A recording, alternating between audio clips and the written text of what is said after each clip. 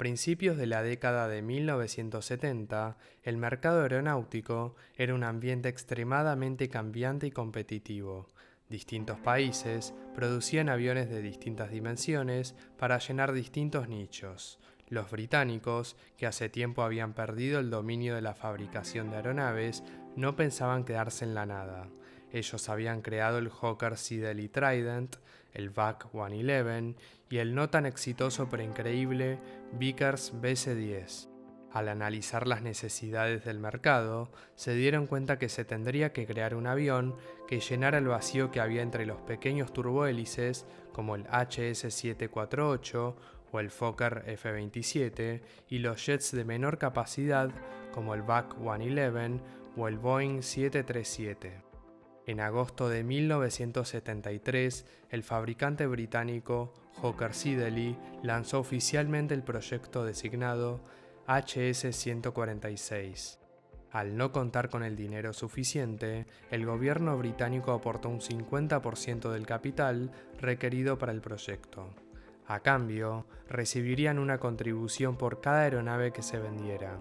Sin embargo, en octubre de 1974, el trabajo fue detenido como resultado de la crisis del petróleo. Aunque a pasos más lentos, el desarrollo siguió adelante hasta que en 1978, el sucesor de Hawker Siddeley, British Aerospace, retomó el proyecto. La futura aeronave fue promocionada como silenciosa, eficiente e ideal para reemplazar a los antiguos turbohélices. La designación final para el avión terminó siendo British Aerospace 146 o BAe 146. En junio de 1981, Líneas Aéreas Privadas Argentinas, o LAPA, fue la primera aerolínea en realizar un pedido del BAe 146. El 3 de septiembre de ese año, la aeronave realizó su primer vuelo. Las pruebas demostraron un mejor rendimiento del esperado y en junio de 1983, el BAe 146 llevó pasajeros por primera vez con Dan Air. A esa altura, cada aeronave tenía un valor de 11 millones de libras y el coste del programa había sido de 350 millones de libras. Ahora veamos qué tipo de avión crearon. El British Aerospace 146 es una aeronave con un diseño de ala alta y cola en T para vuelos regionales. La primera variante, el BAe 146-100, tenía una longitud de 26,2 metros, 26,3 metros de punta a punta de ala y una altura de 8,6 metros. Una de las prioridades de los diseñadores fue que el avión fuera lo más simple posible. De ahí surge una pregunta obvia: ¿por qué 4 motores? 4 motores a reacción para un jet regional. El BAe 146 recibió 4 motores Avro Lycoming ALF 502. Destacaban por ser fiables, fáciles de mantener y silenciosos. Su único problema era el empuje que ofrecían, 6.500 libras cada uno, lo cual no era suficiente si se instalaban 2. Tampoco había otra planta motriz fiable para este avión, así que no quedó más opción que instalar 4. Además, 4 motores ofrecen más redundancia que 2. El ALF 502 era un turbofán con caja de engranaje. Esta cualidad, entre otras, permitía que las punteras de las aspas no superen la barrera del sonido al rotar, lo cual reducía significativamente el nivel de ruido. Gracias a esta cualidad, más que apreciada, la aeronave recibió el apodo Whisper Jet o susurrador. Otro apodo que recibió en América Latina, producto de sus 4 motores y pequeñas dimensiones, fue Jumbolino. La decisión de optar por un diseño de ala alta y montar los motores debajo tampoco fue una idea al azar. El diseño brindaba un mejor rendimiento en despegues y aterrizajes. Por si fuera poco, los motores montados debajo de las alas permitían un fácil acceso al personal de mantenimiento y a la vez estaban lejos del suelo, una cualidad necesaria a la hora de operar en pistas de tierra, grava o en mal estado, mismo motivo por el cual los motores no contaban con inversores de empuje. Su ausencia reducía la complejidad y requisitos de mantenimiento, así también como el riesgo de levantar piedras y escombros sueltos contra el fuselaje. Gracias a la experiencia adquirida con el Trident y el A300, las alas del BAe 146 eran simples y aerodinámicas. Su parte superior consistía de una sola placa, interrumpida únicamente por los spoilers y flaps. El 146 podía aproximar a velocidades de menos de 110 nudos, por lo que no era necesario el uso de slats. Al aterrizar, poderosos frenos de carbono, junto con los spoilers, detenían la aeronave. Ya sea para despegar o aterrizar, una pista de 1200 metros de largo era más que suficiente. Una cualidad inusual y muy útil era su aerofreno situado en la cola. Este se abría en forma de almeja, el cual podía usarse en vuelo y permitía descensos empinados. En el empenaje también se podía encontrar una APU, la cual era ligera, confiable y económica. Como hemos hablado en videos anteriores, su presencia agregaba otra fuente de energía y a su vez independizaba la aeronave de equipos de tierra. El peso máximo de despegue del BAe 146-100 era de 38.100 kilos, su alcance de 2.090 millas náuticas o 3.870 kilómetros. Tenía la capacidad de volar a altitudes de hasta 35.000 pies o 11.700 metros y una velocidad de Mach 0,7, unos 405 nudos o 750 kilómetros por hora. Cifras no muy asombrosas para un jet, pero hay que tener en cuenta que el BAe 146 estaba destinado a reemplazar a turbohélices que eran aún más lentos. La cabina de pasajeros tenía 342 centímetros de ancho, un montón en comparación al resto de aviones de su categoría. Esto permitía distintas configuraciones de cabina y capacidad. Se podían poner 4 asientos por fila, en una disposición de 2x2 o la tradicional y más común para aviones regionales de 5 asientos por fila, aunque en algunos casos se podía encontrar la configuración de 6 asientos por fila, 3x3, con el pasillo en el medio. De una forma u otra, su capacidad máxima era de 82 pasajeros. La cabina estaba diseñada para 2 pilotos.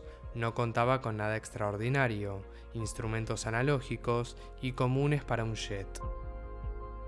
Con el excelente servicio del BAe 146-100, quedó claro que algunos operadores estaban dispuestos a sacrificar parte del rendimiento del avión con el fin de tener más asientos disponibles. Así fue como apareció el BAe 146-200. Su fuselaje era 2,4 metros más largo, lo que permitía una capacidad máxima de 100 pasajeros. El alcance se redujo a 1.970 millas náuticas o 3.650 kilómetros. Su primer vuelo fue el 1 de agosto de 1982. El modelo entró en servicio con Pacific Southwest Airlines o PSA, haciéndose popular en rutas de corta distancia en el oeste de Estados Unidos. Para sorpresa de British Aerospace, el 146-200 fue más popular que la serie 100. Como base de la serie 200, también se creó el BAe 146-200 QT, Quick Trader, que era una versión puramente carguera. Para ofrecer aún más versatilidad a los operadores, se lanzó el BAe 146-200 QC, Quick Change. Esta era una versión que podía ser rápidamente convertida de avión de pasajeros a avión de carga. Poco tiempo después, British Aerospace estiró aún más la aeronave, creándose así el BAe 146-300. Su fuselaje era 3,2 metros más largo que el 146-200, totalizando 31 metros de largo. El mayor tamaño se traducía en un mayor peso máximo de despegue, ahora de más de 44 toneladas. Su capacidad de pasajeros aumentó a un máximo de 112, pero a costa de una reducción en el alcance a 1.800 millas náuticas o 3.340 kilómetros. De la serie 300 también se ofreció la versión Quick Trader y Quick Change. Entre las tres variantes y sus derivaciones se fabricaron y vendieron 221 ejemplares. El 146 era adorado por las aerolíneas regionales. Su rendimiento en despegues y aterrizajes cortos y operación silenciosa les permitió a los operadores volar a más aeropuertos. Por ejemplo, en 1987, el avión recibió el permiso para operar en el aeropuerto de London City. Era uno de los pocos aviones de pasajeros que podían seguir el empinado perfil de aproximación, la longitud de la pista era suficiente para despegar y sus silenciosos motores no causaban disgustos en las cercanías.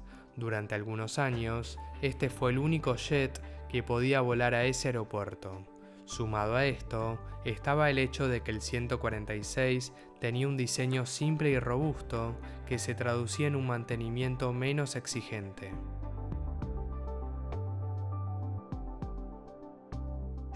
A principios de la década de 1990, British Aerospace consolidó la producción del 146 en sus instalaciones de Woodford, cerca de Manchester, recuperando el antiguo nombre de la empresa, Avro. Ahora era momento de fabricar una nueva generación. La designación de estas versiones mejoradas era Avro RJ. La serie de 3 modelos RJ recibieron varias innovaciones, pero preservando la estructura y dimensiones de su predecesor. Los principales cambios incluían una nueva cabina con instrumentos digitales y sistemas más precisos. La planta motriz pasó a estar compuesta de 4 motores Honeywell LF507, aún más eficientes.